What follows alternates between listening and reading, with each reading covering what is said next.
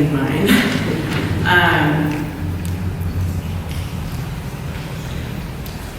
There's no words to describe the heartache that I feel right now in this family.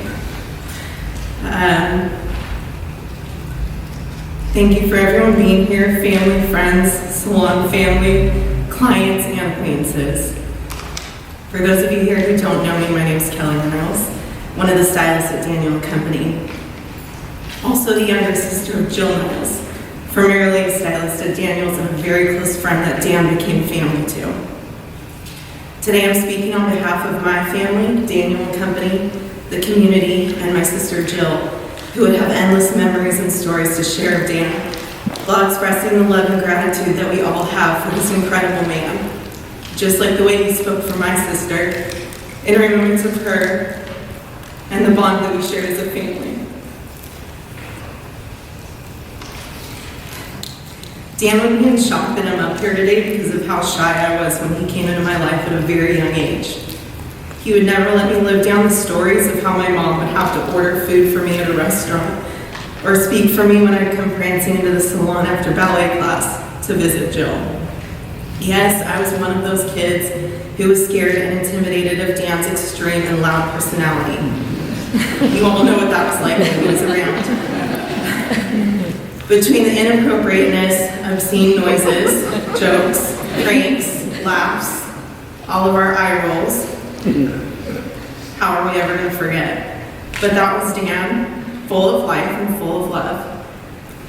Dan's passion for the salon, his guys, his girls, never went unseen. The constant flow of food he prepared for us, making sure we were all fed on a busy day, to the fresh donuts that were made sure to be cut and ready for clients and stylists on an early Saturday morning. This salon for Dan wasn't just about hair, nails, and facials. It was about the family that he created. Not only in the salon, but outside as well. Sorry.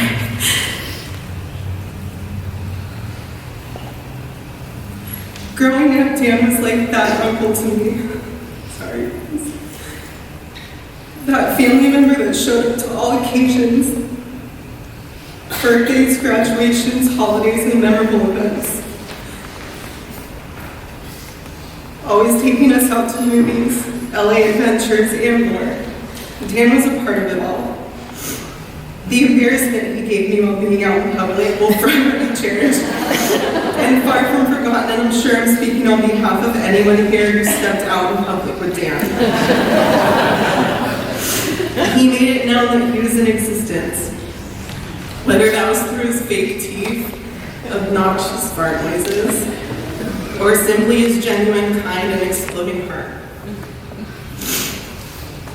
Dan had a larger-than-life personality and humorous soul. How grateful are we to have known this wholehearted and giving man. The amount he gave to all of us in this community is astonishing. The way he was there for you, whether you were in dire need, or just rooting for any of us to succeed in our own personal and positive way, was beyond comforting and remarkable.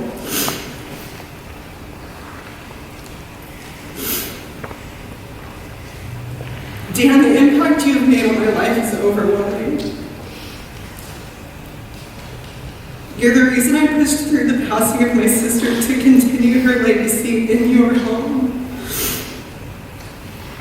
The memories you have made with my family will forever be engraved in our hearts.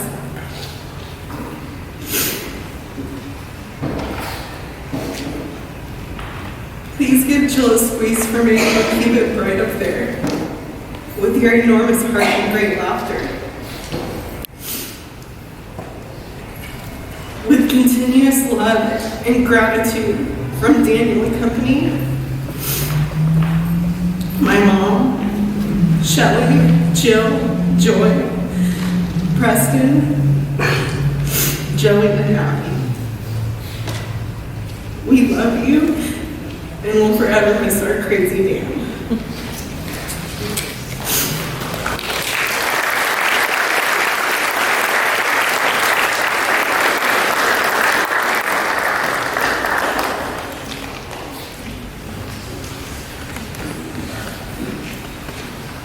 Hello, everybody. I'm Scott Kafer. I'm Dan's adult brother. I'm here with my son Drew, and we're here to honor Dan. By the way, thanks for everyone for coming out. It's a real testament to Dan's outreach to all of you. Let's see if I can get through this.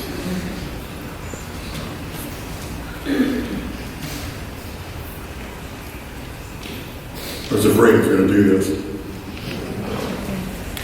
Daniel Kafer, but he was Danny to me and my family.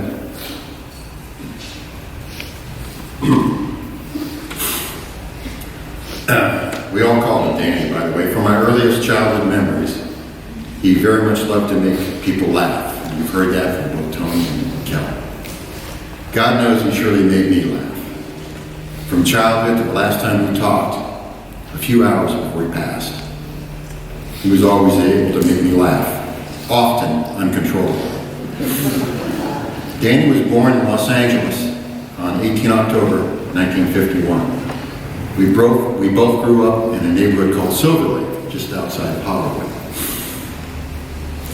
We rode our bicycles without helmets, very bravely, all over the area and onto Hollywood to take in weekend matinee movies. And you all probably know Danny loved movies. And that probably started at that very young age. You may not know that they both sold newspapers on the corners in Silver Lake. Those were really safe, non-dangerous days.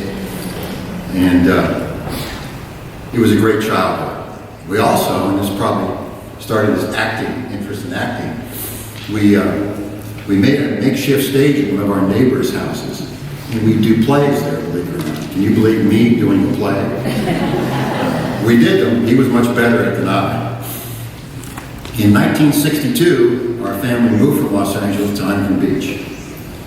We lived at 6962 Dresden Circle, a house my father bought, Bud Kafer, for $21,000. It was a beautiful home.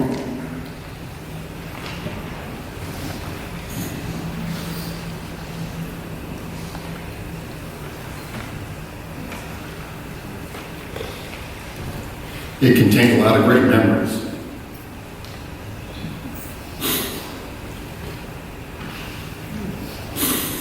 We both graduated from Marina High School, not too far from here. I graduated in '66. He graduated 3 years after I did. And we both went on to college in our respective adult careers. Early on, Dan decided to pursue a more artistic path, something that I lacked totally. He, aside from being a great artist, he became a really great hairstylist. Had 2 salons, great successful career. On the other hand, I had no artistic ability, so I pursued a rather common career in government, which took me to the East Coast and beyond. While geographically separated, we stayed in constant contact. He would come to visit. We would come to visit him, and he loved my 2 grandchildren.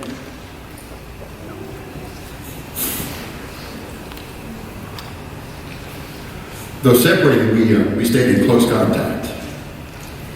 And as you probably already heard, Danny's sense of humor and ability to laugh with others and at himself was legendary, as was his generosity.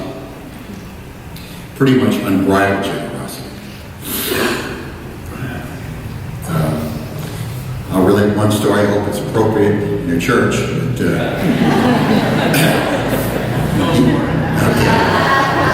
But, on one visit to the Tampa Bay area to visit myself, my wife, and my kids, he brought with him a machine that produced sounds of flatulence. And he told me how to operate it. It had a remote control. So we were down in St. Petersburg at a lovely outdoor shopping area. Very high. And he told me how to operate the machine. He carried it in his back pocket. And I followed him at a safe distance.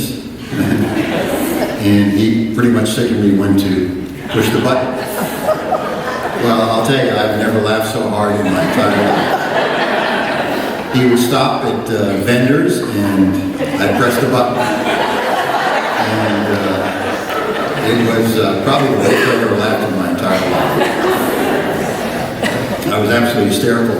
Tears were flowing from my eyes. It was amazing.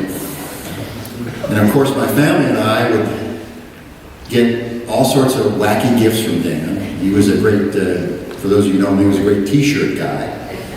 And we'd get t-shirts from him all the time. The last t-shirt I got from him, it was probably the most interesting. A long time ago, I used to be a cop in LA. And they take a picture of you when you attend the academy. And there's a serial number on your photograph. It really looked like an arrest booking photo. So he gave that to myself, my whole family, and so on and so forth. He was wearing that all the time. I've not worn mine.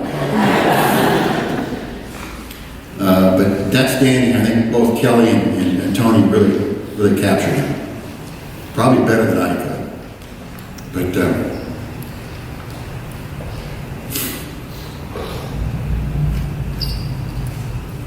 I knew him a long time.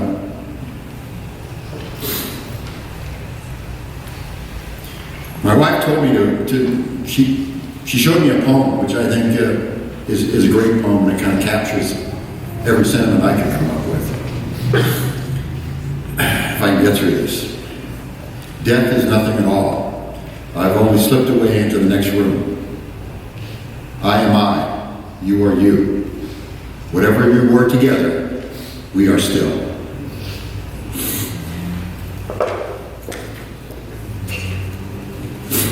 Rest in peace, Dan.